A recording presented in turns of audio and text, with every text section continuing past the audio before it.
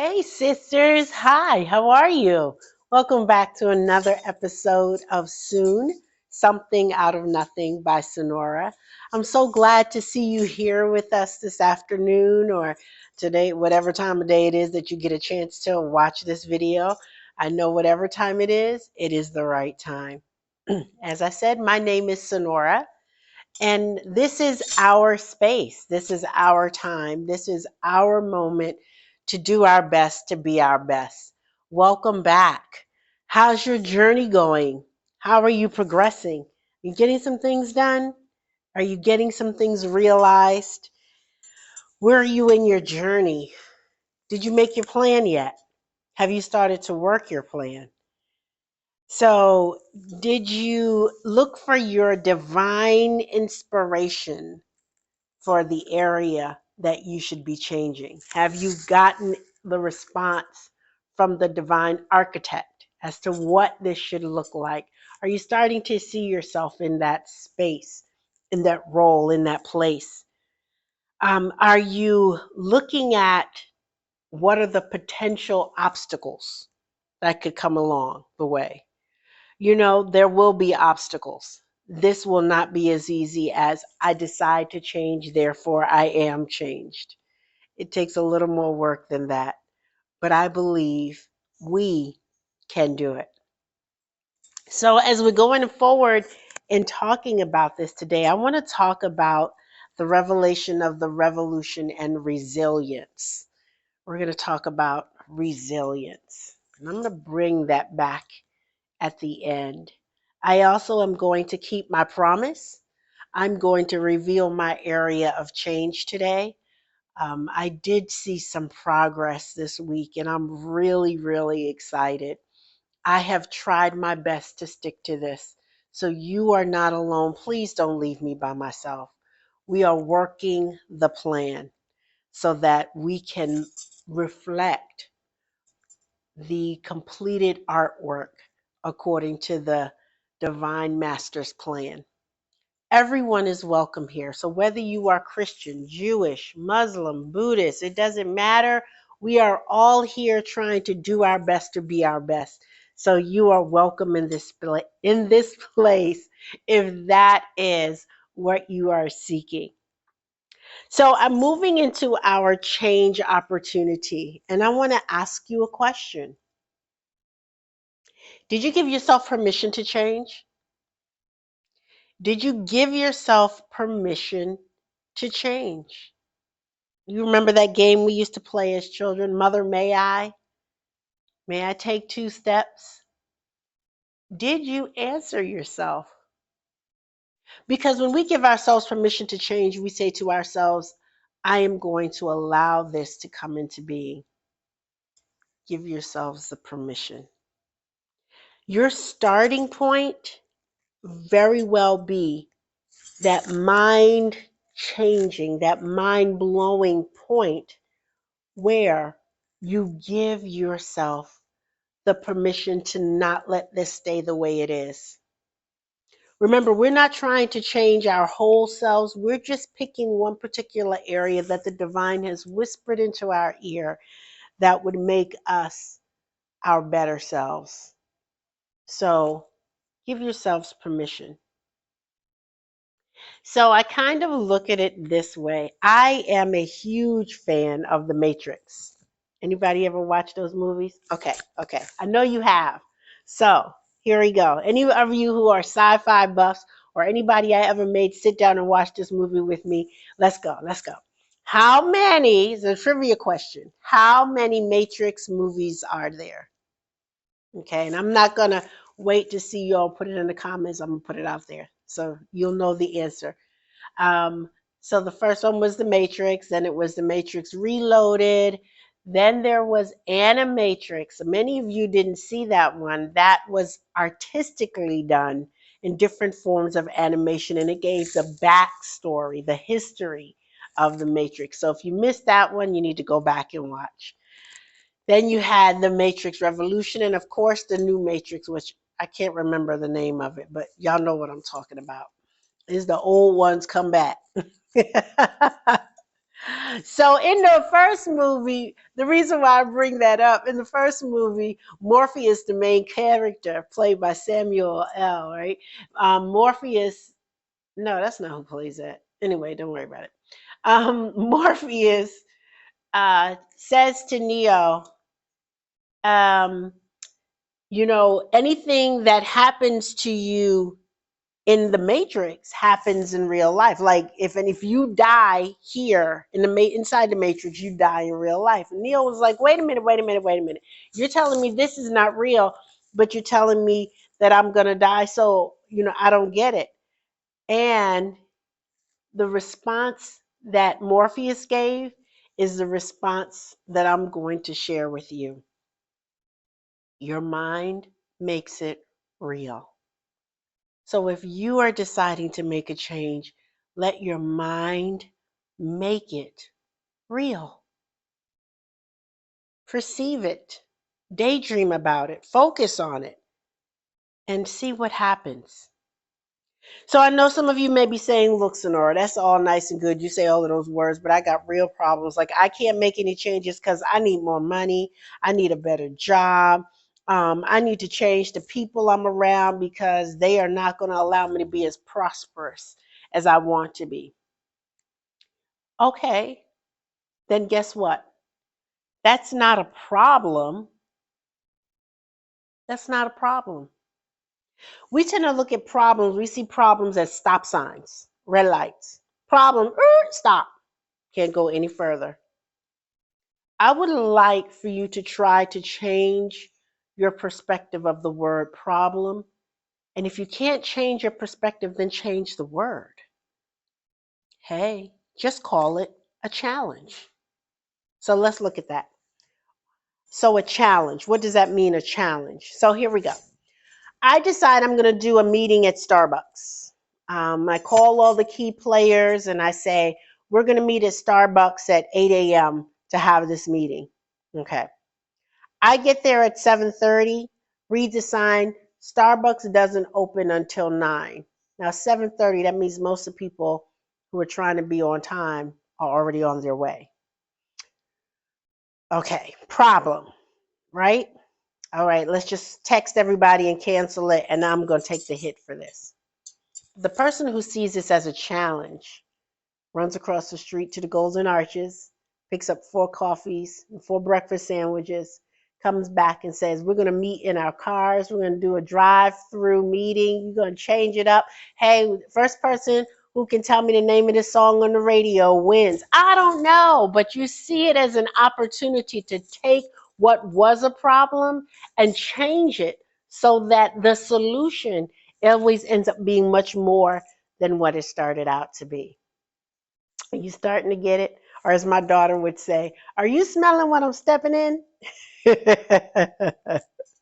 So when rather than using the word problem, let's try to change that verbiage to a challenge. And a challenge only means that we have to take a detour at the red light to make a creative solution. Okay, it's time to put on what the teachers used to call a thinking cap. Hey, for my teachers out there, do y'all still use a thinking cap? Just let me know. Okay. All right. So now that you identified the fact that you are going to come across some challenges, how are we going to manage those challenges? Like what's next? And you cannot, under any circumstances, use this to help you figure out the challenges. No. And by the way, that's not wine today. I'm just too thirsty to have wine. But you have to start to look at, rather than there being problems to block your path, I want you to start looking at, are there some challenges that I can now have an opportunity to exercise my creativity? And sometimes that moment where we can think of how to change the dynamics is just enough distraction to allow us to come to a different solution, to help us to get out of our feelings. Okay? All right. So rather than looking at what are the problems that are blocking your path to change, look at what are the challenges and how can I creatively move around them. If it's about more money, then hey, stop going to Starbucks. Okay? All right, we're going to move on with that.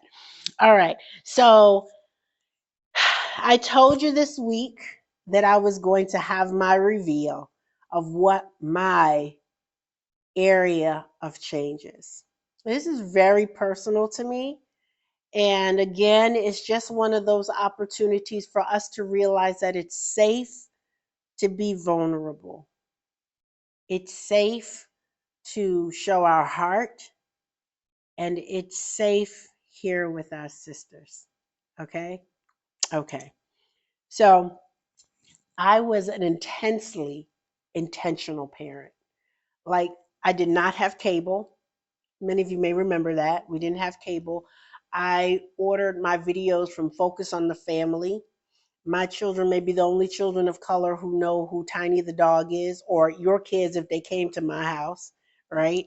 Um, and after my divorce, I was now a single parent of 5 children, 3 boys and 2 girls. Okay, so I had 3 sons, 2 daughters. Um,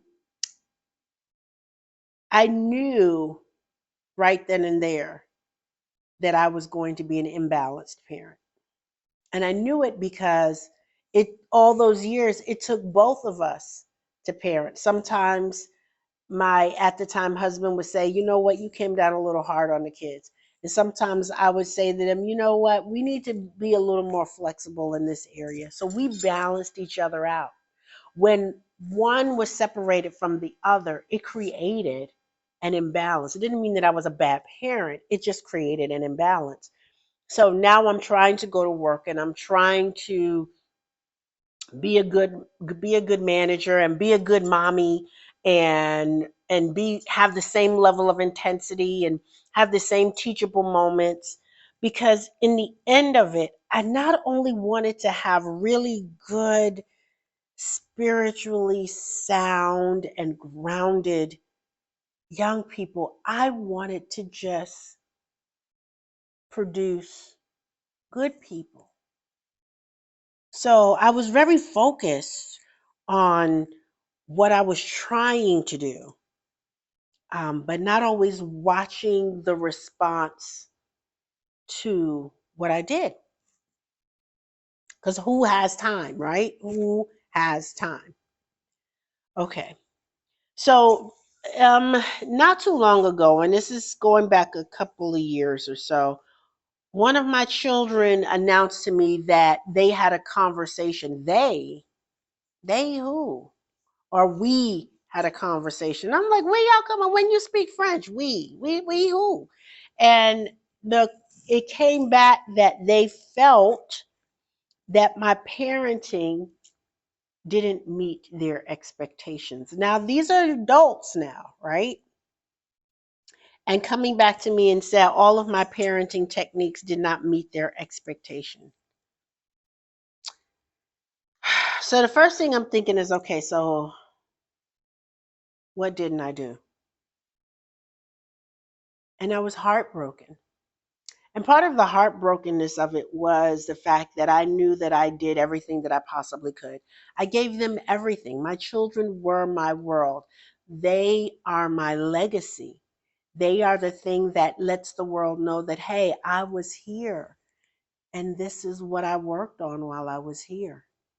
And so for them to say that my work was not good enough, for them to say that they didn't appreciate what I heard was they didn't appreciate my sacrifice. What I felt was defeated.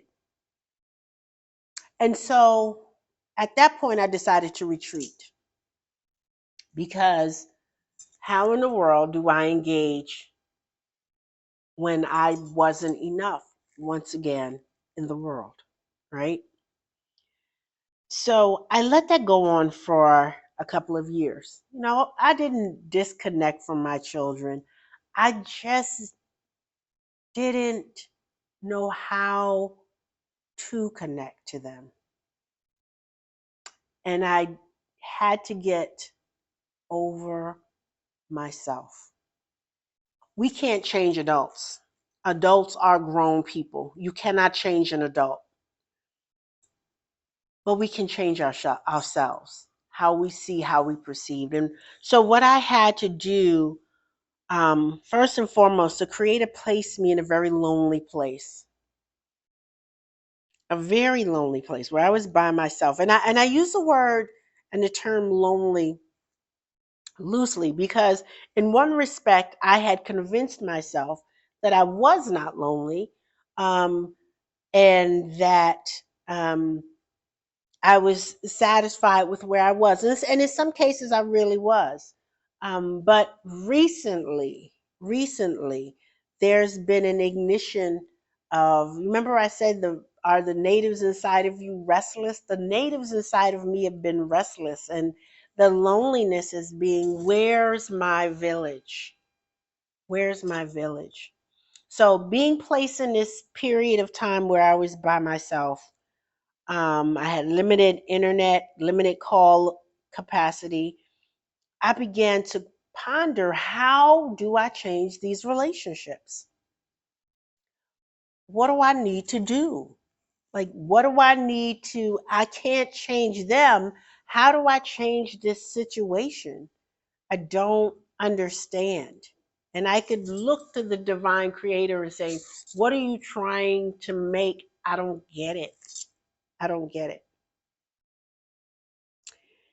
And so, in my isolation, I decided I was going to change my mind.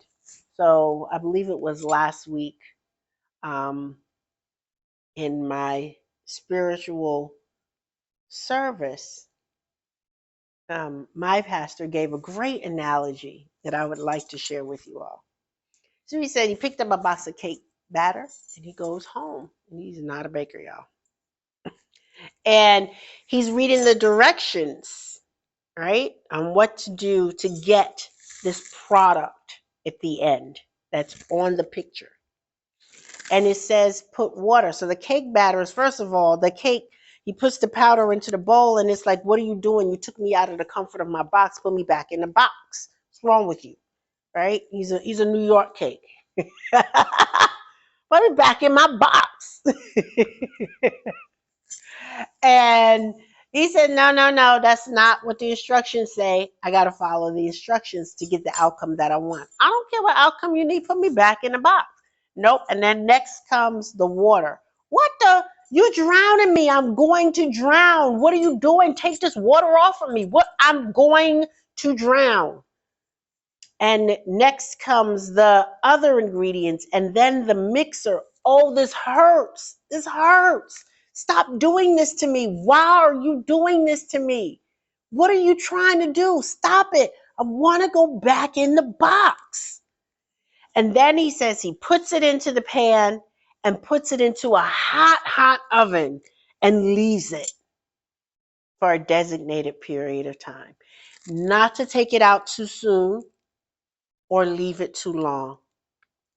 And in the end, when it came out, something was produced that was able to be shared with everyone that brought them joy. Are you starting to feel like the cake batter? This is hard,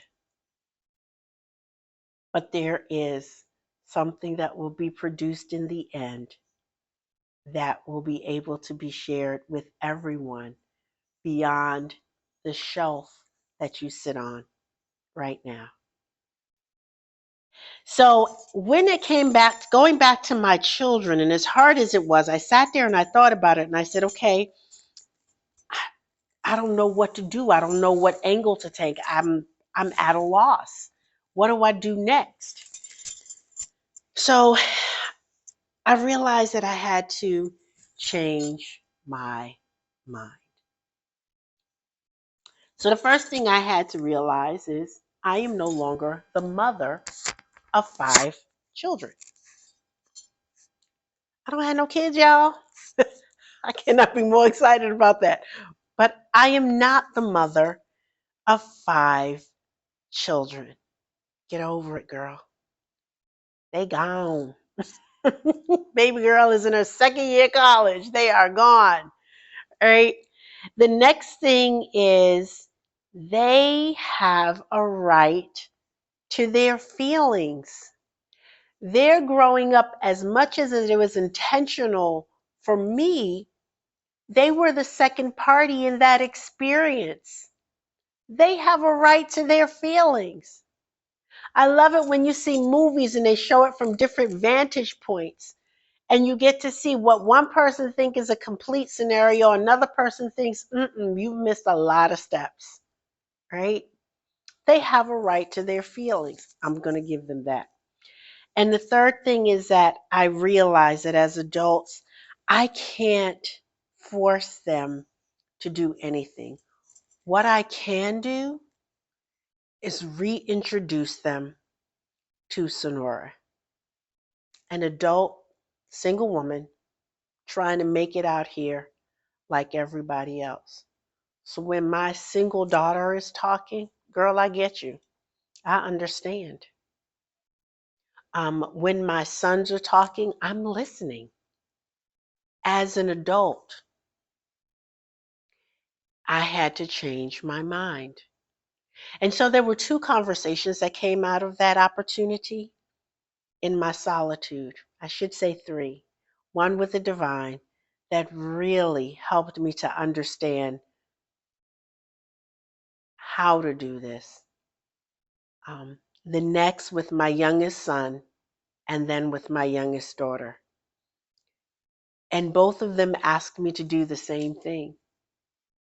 They said, Mommy, are you willing to just listen? Okay, I can do that. And that may not be that everything is paved over and everything is fixed and that everything feels good, and it may not last forever. You never know. The next family gathering, we might be mad at each other, or one is going to be mad with each other, or something is going to go down or happen or whatever. But in the end, if we learn how to come together and communicate with one another, that is immeasurable. That is change.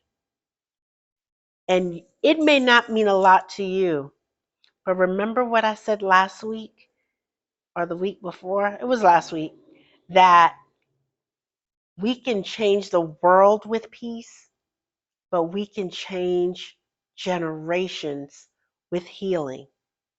So I would love to be able to extend that same understanding to my grandchildren when they do arrive. I hope you're having your change moment. I hope you had that moment where you could let go of all of that heartbreak and the heartache that you've experienced and express it in some way that's positive, whether it's writing it or singing it or exercising it away. You just release it.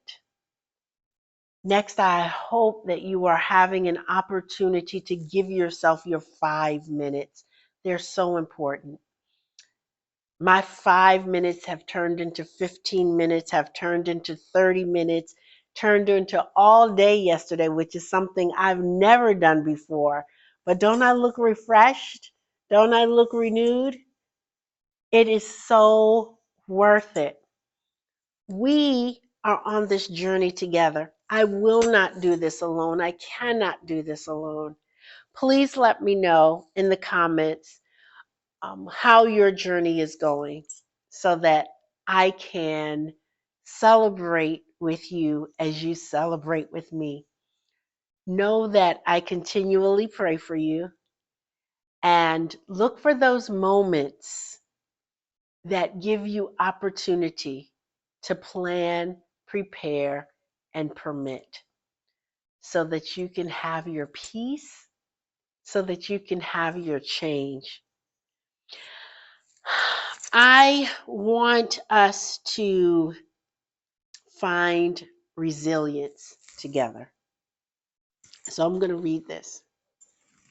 So, resilience, I found two definitions. Resilience is the ability to withstand or recover from difficult conditions, change, right? Or it's to recoil back to shape after bending, stretching, or being compressed? Do you feel misshapen? Do you feel out of character? There is opportunity for you to change. We are resilient. We are beautiful. We have the ability to be whole and to be purposeful. If you remember to place yourselves back in the hands of the master potter who knows exactly why he's compressing you, and that is to not misshape you, reshape you. I'm so glad we get these times together. This is not just for me, it's not just for you, it's for us and our children and our grandchildren. So as you go through your cake batter, your New York cake batter experiences this week, remember that you are resilient. And in the end comes something beautiful and sweet and able to be shared with everyone. My name is Sonora, and this is Soon, and I so thank you for joining us this evening. I look forward to talking to you soon. Bye, sisters.